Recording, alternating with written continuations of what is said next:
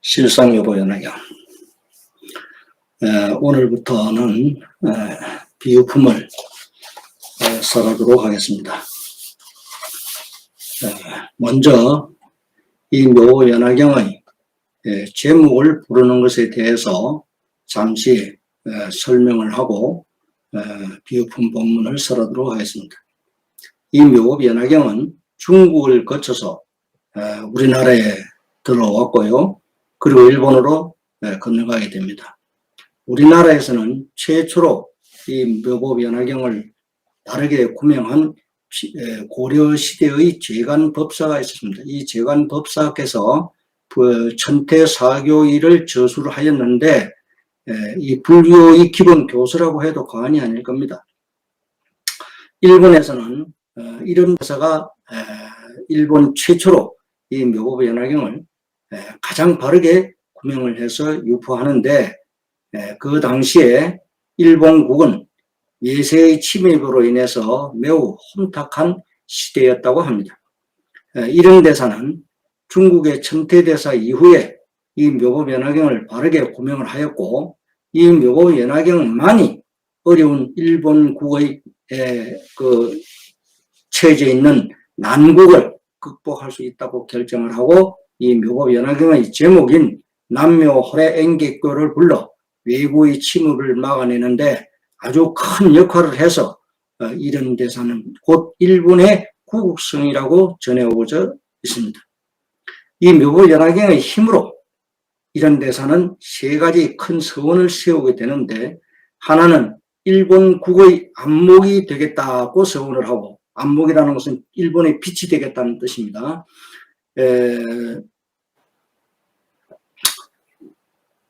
그 다음에 이제 일본국의 기둥이 되겠다고 서원을 하고, 그 다음에 세 번째는 일본국의 대선, 즉 주춧돌이 되겠다 하는 큰 서원을 세워가지고 지금까지 남묘호래앵개교를 부르고 있습니다.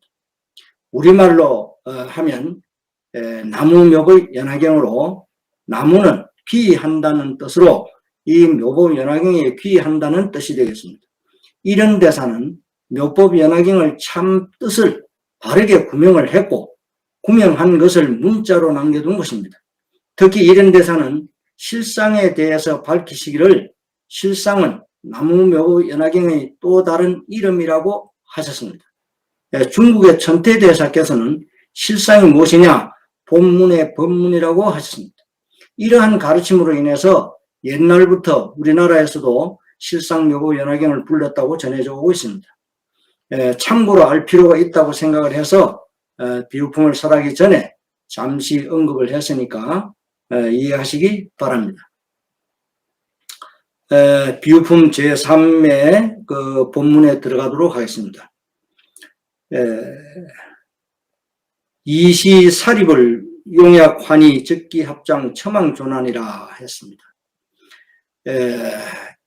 그때 사리불이 기뻐 뛰며 곧 일어나 합장하고 부처님을 우러러 보며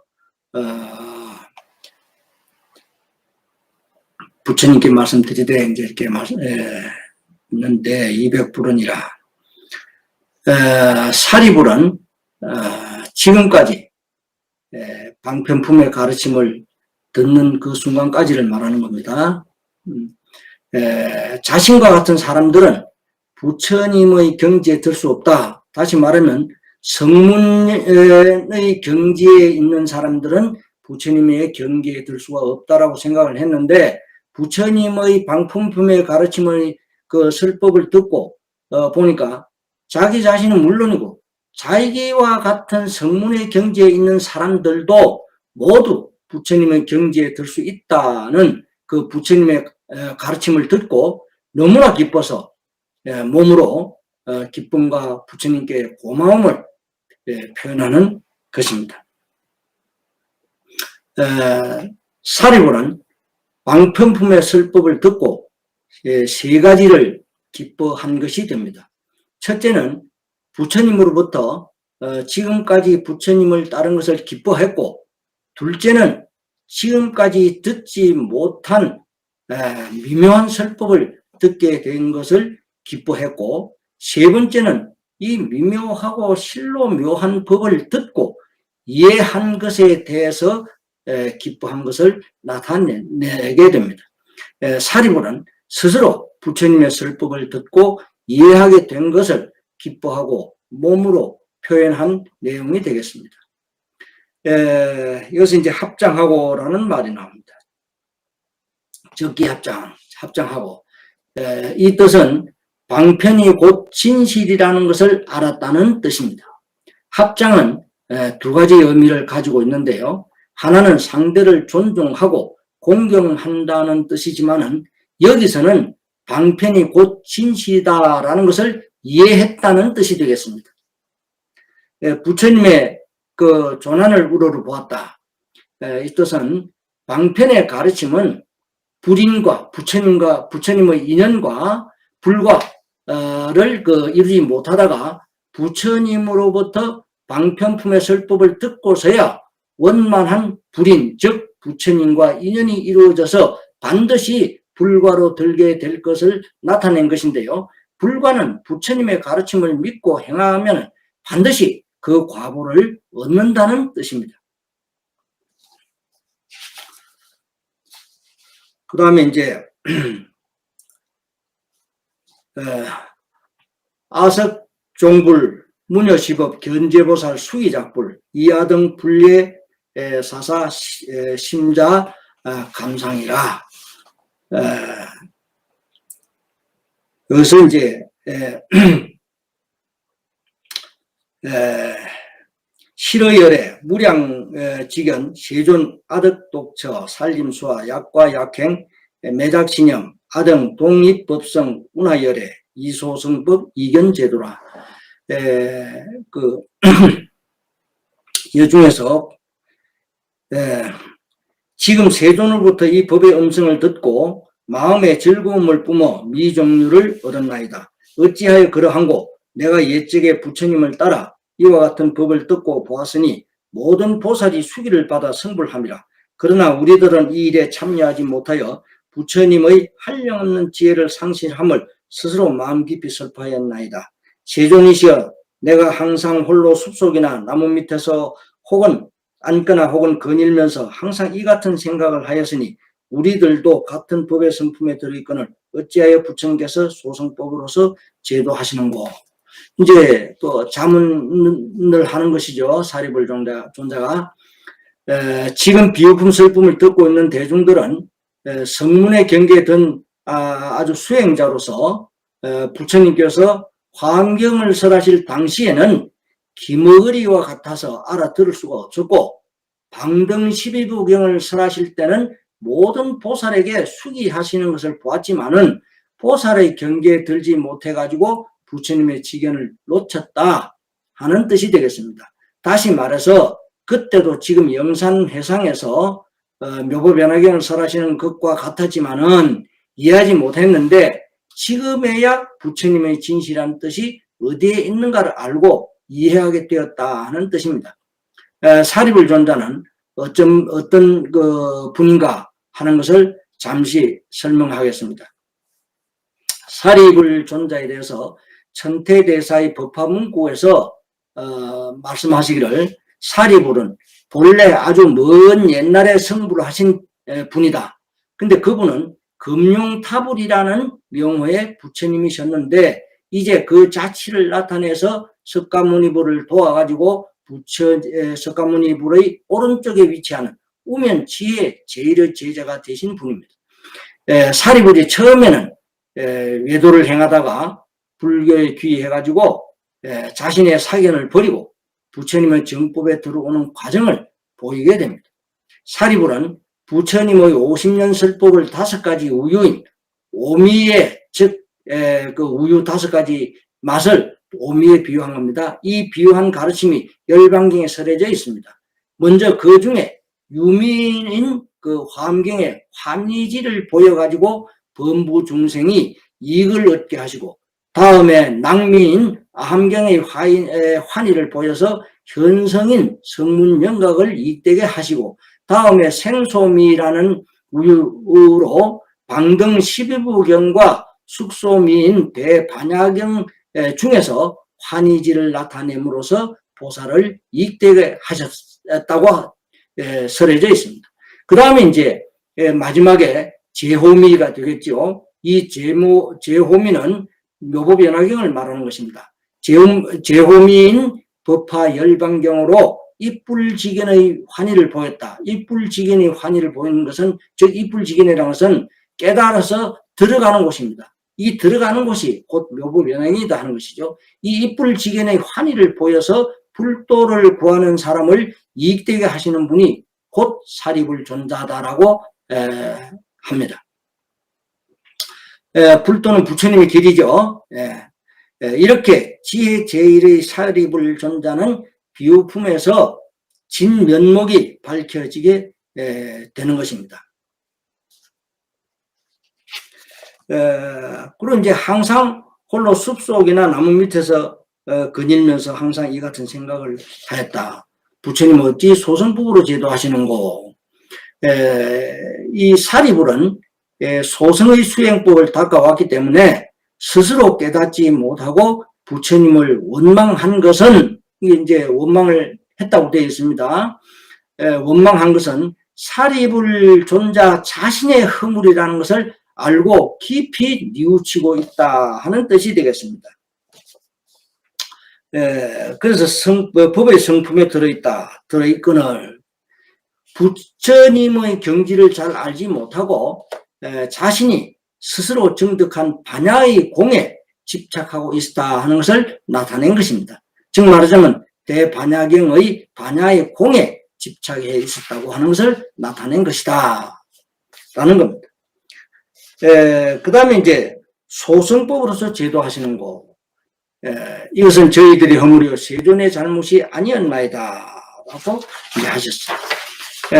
보살들은 방등에서 그 수기를 주신 것에 대한, 즉 방등 12부경에서 수기 주신 것에 대한 편애가 아닌가 하는 것을 의심한 것을 나타낸 것이고요. 이것은 부처님의 허물이 아니라 곧 사리불과 대중들, 즉 모여있는 그 성문 영각들 그 자신들의 잘못이라고 부처님께 이제 참회를 하시는 겁니다. 부처님께서 설법하실 때 방편의 근기를 따라서 설하신다는 것을 모르고 방편을 듣고 믿어서 받아 가진 것을 큰 깨달음을 얻은 것으로 잘못 알게 되었다 하는 뜻입니다. 다시 말하면 이는 우리들의 허물이요 세존의 잘못이 아니었나이다.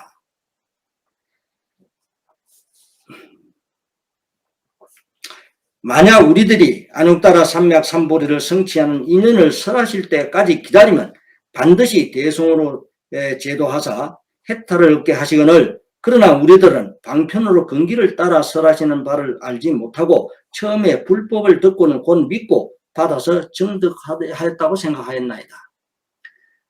이것은 다시 말하면 사리불은 때를 기다리지 못하고 부처님이 처음 함경을 설하실 때는 이해하지 못했다고 했습니다. 그 다음에 이제 사리불은 앞에 설하신 방품품의 설법을 듣고 스스로 잘못 생각한 것임을 알았다는 것입니다. 이제 스스로 그 의심을 끊음으로 해서 몸과 마음이 편안하다고 하고 이제서야 부처님의 진실한 자식이 되었다 하는 것을 알았다는 뜻입니다. 이제 진실한 불자가 되었다는 뜻이죠.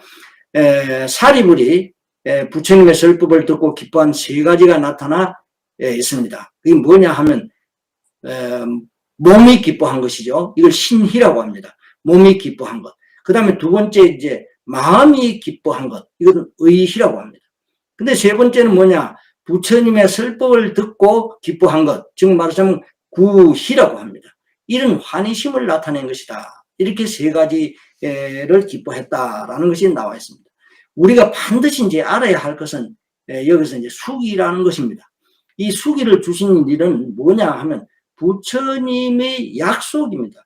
부처님께서 수행자들에게 주시는 약속, 즉 불자들에게 주시는 약속이다라는 겁니다. 그렇기 때문에 믿는다는 마음만 가진다고 해서 수기를 주시는 것이 아니라 믿고 받아서 하나하나 이치를 깨닫기 위해 실천하고 노력해야 한다라는 것입니다. 기복신앙으로는 결코 승부를 하지 못하고 오히려 방법의 죄를 범하게 된다는 것입니다. 그래서 사람들은 항상 자신을 돌아보고 잘못된 말과 행동을 한 적이 없는가를 뒤돌아보고 자신이 한 일에 대해서 잘 살펴봐야 한다는 겁니다. 중국의 천태대사께서는 덕불법분의 경지에 도달하기는 너무 어렵다고 하셨습니다. 이 덕불법분의 분이라는 것이 뭐냐면 나눈다는 뜻입니다. 나눈다는 것은 내가 성취한 것을 다른 사람이 알 수 있도록 남겨둔다는 뜻이 되겠습니다.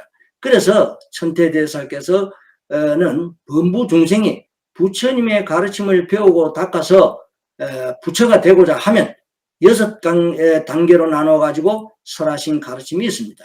이것을 육적이라고 하는데요. 첫 번째는 이적, 그 다음에 명자적, 관행적, 상사적, 분정적, 구경적이라고 합니다.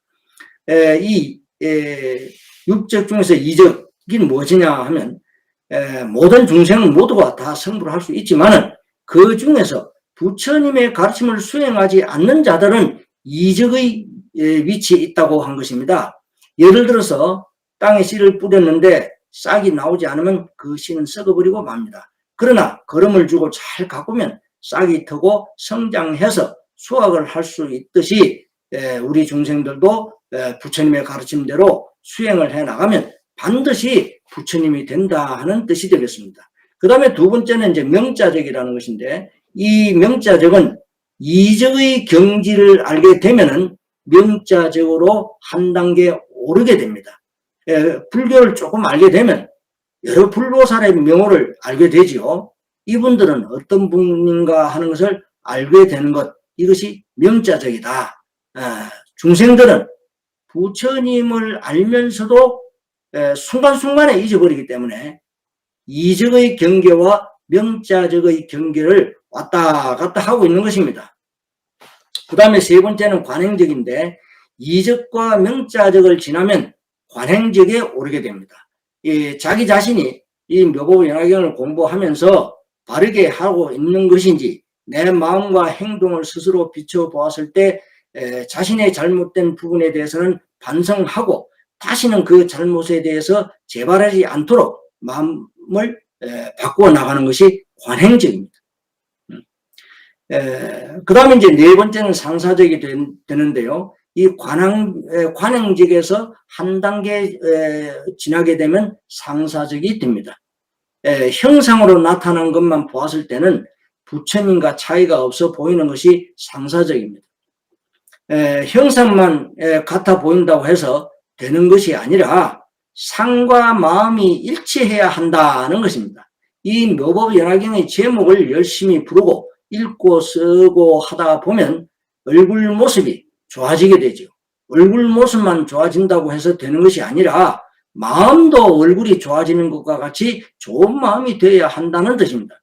예를 들어서 다른 사람이 나한테 욕을 하면은 속으로는 싫지만 겉으로는 나타내지 않으려고 노력하게 되는데 이런 마음은 결코 좋은 마음이라고는 할 수가 없습니다.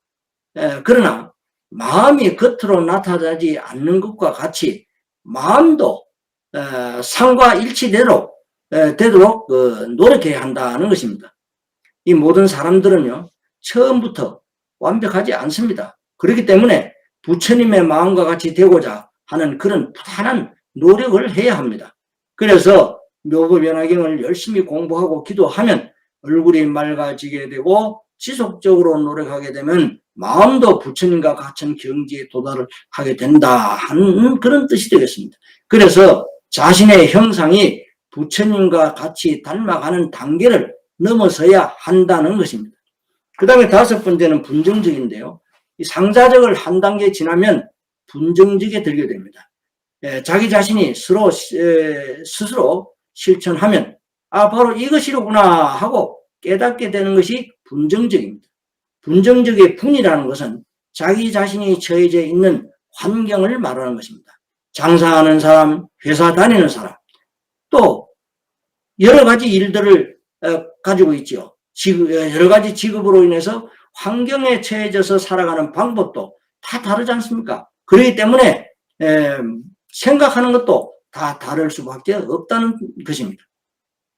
자신이 현재 어떠한 위치에 서 있는가를 알게 되면 빨리 깨달아 갈 수 있습니다. 내가 하는 한마디의 말과 행동이 주위의 사람들과 가마를 줄 수도 있고 실망을 줄 수도 있기 때문에 한마디의 말이 얼마나 중요한가를 알아야 합니다.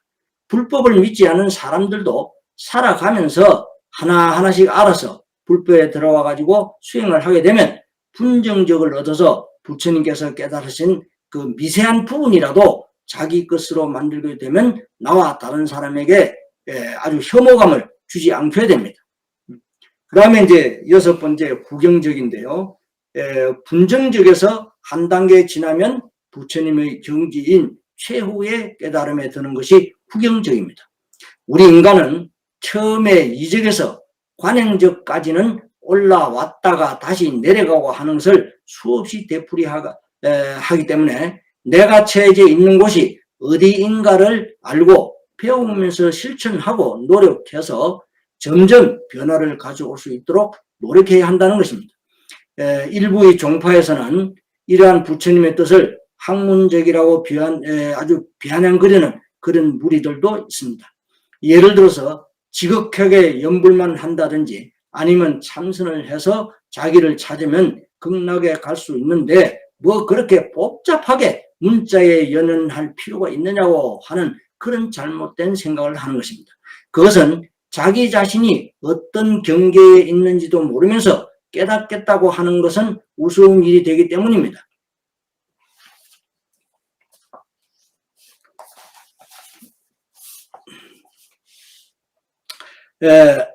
24리벌 욕중선차 이설계언이라 암문시법엄 득소미정료 심의대환이 의망계의제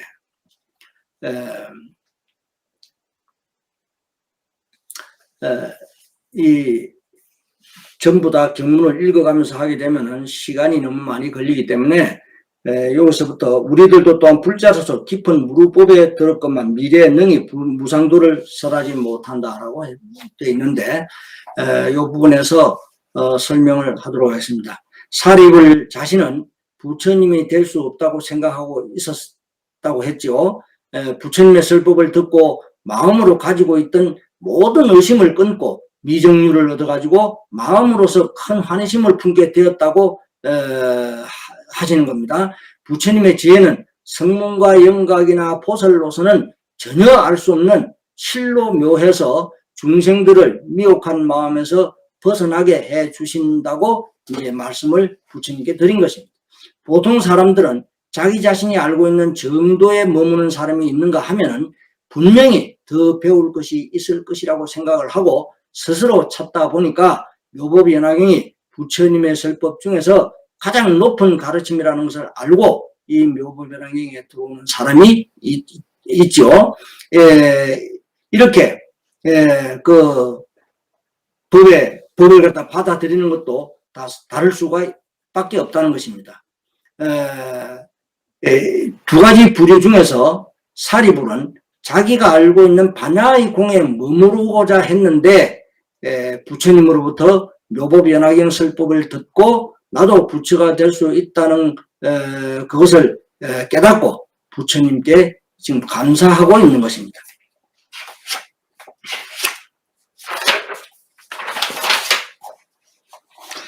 그 다음에 이제 원문에 보면 심력 재해탈 동공일법 중 이부득 차사 80종 묘호라 그다 18불공법이라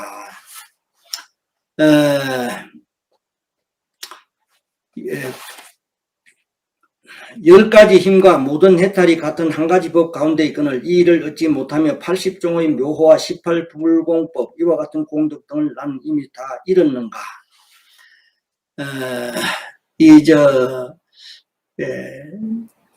대비바사론에 권 30에서 설해 놓은 것이 있습니다. 부처가 갖추고 있는 10가지 힘, 이것이 심력인데요. 이 심력을 설해 놓은 것이 있습니다. 첫 번째는 뭐냐 하면 처비처 지력이라 해서 일체의 도리와 도리 아는 것을 아는 힘입니다. 도리와 도리 아닌 것 이것을 아는 힘이 처비처 지력이라고 합니다. 그런데 두 번째는 업법집 지력이라 해서 일체 중생의 그 삼세의 인연과보에 대한 인과를 아는 힘이라고 했습니다. 그런데 세 번째는 정처, 해탈 등 등지라 지발기, 자변, 청정, 지력이라. 이 세 번째는 좀 길지요. 정처, 해탈 등 지등, 지발기, 잡념, 청정, 지력이라. 이건 무슨 뜻이냐 하면 일체 선정, 해탈, 삼매를 안다는 뜻입니다. 그 힘을 갖고 있다는 것이죠. 모든 선정, 해탈, 삼매를 아는 힘이다. 그 다음에 이제 네 번째는 종종계 지력이라. 모든 중생의 온갖 경계를 아는 힘이다 라는 뜻입니다. 그 다음에 종종승의 지력이라. 일체 중생이 알고 있는 것과 이해하고 있는 것을 아는 힘이다. 다시 말하면 중생이 갖고 있는 지혜 또 얼마만큼 이해하고 있는가 하는 것을 안다는 뜻이죠. 그 다음에 이제 그런 힘을 갖추고 있다. 근성열 지력이라 해서 여섯 번째는 중생의 근기가 높고 낮음을 아는 힘입니다. 이 근기를 안다는 것은요, 부처님만이 중생의 근기를 안다고 하셨습니다. 그런데 요즘은 그렇지 않지 않습니까? 다 근기를 아는 것처럼 말을 하고 있죠. 그건 잘못된 것입니다. 그 다음에 일곱 번째 편취행 지력이라 해서 중생들이 각자 행동을 행하는 것에 대한 그 결과를 아는 힘이다. 다시 말하면 한 중생이 있는데 이러이러한 행을 쭉 해오는 것을 보고 말과 행동을 하는 것을 보고 저 말과 행동에 대한 결과가 어떤 것이다 하는 것을 부처님은 다 아신다는 것입니다. 그 다음에 상주수념 지력이라 해서 중생의 과거의 일들을 빠짐없이 아는 힘을 갖고 있다. 부처님은 현재만을 아시는 것이 아니라 과거, 현재, 미래를 다 아시죠. 그래서 과거의 일을 빠짐없이 아는 힘이 상주수념 지력이라는 것입니다. 그 다음에 그 아홉 번째는 사생지력이라고 해서 중생이 선을 행하고 취하는 것과 악한 일을 행하는 것을 알고 생사의 때를 아는 힘이다. 중생이 말하자면 선악을 행하고 그 다음에 생사, 나고 죽음을 아는 힘을 갖고 있다. 한 사람만 아는 것이 아니라 모든 중생, 생명이 있는 것들은 다 아신다는 뜻이 되겠습니다. 그 다음에 이제 열 번째 힘은 뭐냐? 누진지력이라고 했습니다. 일체 미혹한 마음을 끊어버리고 내세에는 태어나지 않는다는 것을 아는 힘을 갖고 계십니다. 부처님은 말하자면 과거, 현재, 미래세를 모두 다 알고 계신다는 뜻입니다.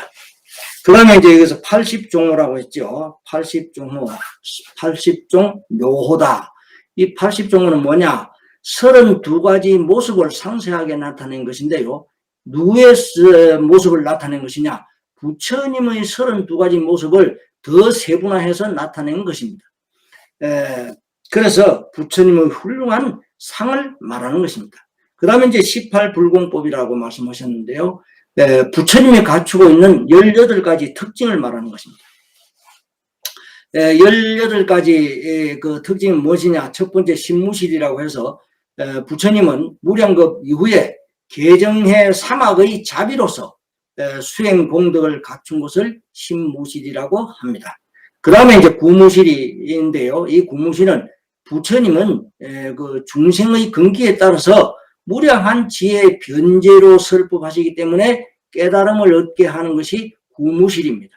다시 말하면 금구의 가르침으로서 설하시게 되면 다 누구나 다 깨달음을 얻게 한다는 뜻이 되겠습니다. 그 다음에 이제 의무실이라고 해서 부처님은 깊은 선정으로 마음이 산란하지 않으시고 편안하심이 조금도 변함이 없는 것을 의무실이라고 합니다. 부처님 변함이 없습니다.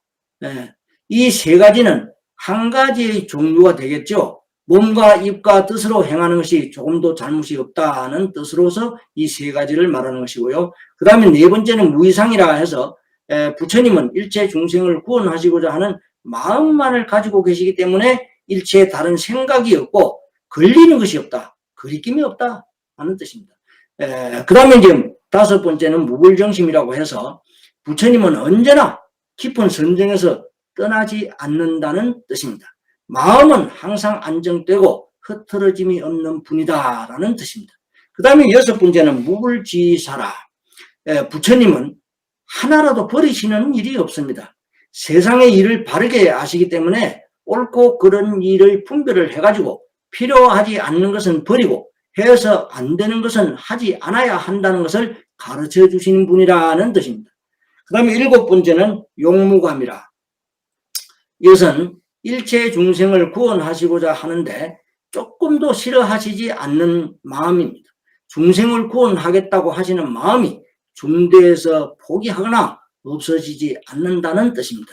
그게 항상 중생을 생각하고 구원하실 생각만 하시고 계신다는 것이죠. 그 다음에 여덟 번째는 정진무감이라. 모든 중생을 구원하는 일이 쉬운 일이 아닙니다. 우리 중생들은 마음이 시시각각으로 변하지만은 부처님은 중생을 구원하시겠다는 마음뿐이기 때문에 잠시도 쉬는 일이 없다 하는 뜻입니다. 그 다음에 이제 아홉 번째 연무감이라. 부처님은 삼세 제불의 법을 완전 무결하게 갖추시고 그 물러섬이 없고 또 일불성을 항상 생각하고 보호하는 것에 물러나지 않는다는 뜻입니다. 그 다음에 이제 열 번째 해무감이라고 했어요. 부처님은 완전한 지혜를 갖추었기 때문에 이에 따라서 설하시니까 조금도 부족함이 없다는 뜻입니다. 중생은 나이가 들면 지혜가 점점 쇠퇴해지지만 부처님의 지혜는 조금도 변함이 없다는 뜻입니다. 그 다음에 이제 11번째 해탈무감이라. 부처님은 일체 미혹한 것을 완전히 제거하시고 완전한 해탈을 얻으신 분입니다. 방편의 가르침에서 해탈을 얻는다라고 하는 것에서부터 법화 열반에 들어와서 해탈을 얻는다서는 각각 다르다고 하셨습니다. 그래서 법화경에 들어오신 열반에서까지 얻는 것까지 다 완벽하게 갖추신 분이다. 그래서 이 세상의 명예와 이익에 대한 그 일체 욕망이 완전히 없어지고 조금도 변함이 없다 하는 뜻이 되겠습니다. 그 다음에 12번째는 해탈 직연무감이라. 완전한 해탈에서 나오는 직연이 밝아가지고 걸림이 없음을 갖추고 계시는데 이 직연이라는 것은 옳다고 생각하는 것을 스스로 깨달아서 바른 일을 하는 것을 직연이라고 합니다. 중생을 해탈시키고자 하는 일이 좋은 일이기 때문에 이러한 행위를 중도에서 물러서거나 쉬는 일이 없다 하는 뜻이 되겠습니다. 다음에 이제 13번째는 일체 신업수지 해행이라. 부처님은 일체 중생을 위해서 지혜의 힘을 몸으로 나타내시는 일이 모두가 다 지혜에서 나온다는 뜻입니다. 그 다음에 14번째는 뭐냐? 일체 구업수지 해행이라. 지혜의 그 수지해행은 지혜해자입니다. 부처님은 일체 중생을 구원하기 위해서 나오는 모든 설법은 부처님의 힘, 지혜의 힘에서 나온다는 뜻입니다. 그 다음에 이제 15번째 일체 의업수지해행이라. 부처님은 마음작용이 지혜에서 나오기 때문에 모든 마음의 뜻도 즉 의업도 지혜에서 나오는 것을 갖추고 있다는 뜻이 되겠습니다. 그 다음에 16번째는 뭐냐? 지혜, 지과 세무해라. 지혜, 지, 과거세 무해라. 부처님의 지혜로서 과거세 일을 비추어 보는 것에 막힘이 없는 것을 갖추고 계신다는 뜻이 되겠습니다. 그 다음에 17번째는 뭐냐? 지혜, 지현재, 세무해라. 지혜로서 현재의 일을 비추어 보는 것에 막힘이 없다 하는 뜻입니다. 그 다음에 마지막으로 18번째는 뭐냐? 지혜, 지, 미래세 무해라. 부처님의 지혜로서 미래의 일을 비추어 보는 것에 막힘이 없는 것을 갖추고 있기 때문에 3세를, 즉 과거, 현재, 미래의 세를 모두 다 아신다는 뜻입니다. 이와 같이 부처님이 갖추고 있는 18불공법은 부처님만이 갖출 수 있는 것이지 중생들도 실천하는 노력을 아끼지 않고 그 부처님과 같이 되고자 노력을 하면 부처님만이 갖출 수 있는 것이 아닌 것이지만은 이렇게 노력을 하게 되면 중생들도 갖출 수 있다. 반드시 부처님과 같이 되고자 노력하는 것이 필요하다는 것입니다. 그래서 부처님의 지혜를 구할 수 있을 것이다 라는 것입니다. 그 다음에 이제 홀로 경행을 했다라고 하셨어요. 사리불이 지난날에 부처님의 가르침을 의심했던 마음과 고민을 털어놓고 부처님으로부터 방편의 설법을 듣고 새로운 가르침에 대한 기쁨을 나타낸 것이다. 홀로 경행할 때 기쁨을 나타낸 것이다 라는 것입니다. 그 다음에 스스로 속이는 것이 아니었나. 작은 것에 집착을 하고 있었기 때문에 부처님의 바른 도리를 깨닫지 못했다는 뜻이 되겠고요. 무상도의 법신을 깨닫지 못한 것을 나타낸 것이고 자기 자신 스스로를 속이는 것이 아닌가라고 한 것입니다. 그래서 나는 주야로 항상이라고 했는데 밤과 낮 중에서 낮은 열반의 비유를 합니다. 그리고 밤은 생사로 비유를 하고 마음에 그 의욕이 없어진 것은 낮으로 보고 생사 열반은 밤으로 비유하기도 합니다. 아침에 해가 뜰 때는 이 두 가지가 다 없어지기 때문에 방편을 열어서 진실을 드러내는 것으로서 대성의 이치를 깨달았을 때 알았다고 하는 것이 되겠습니다.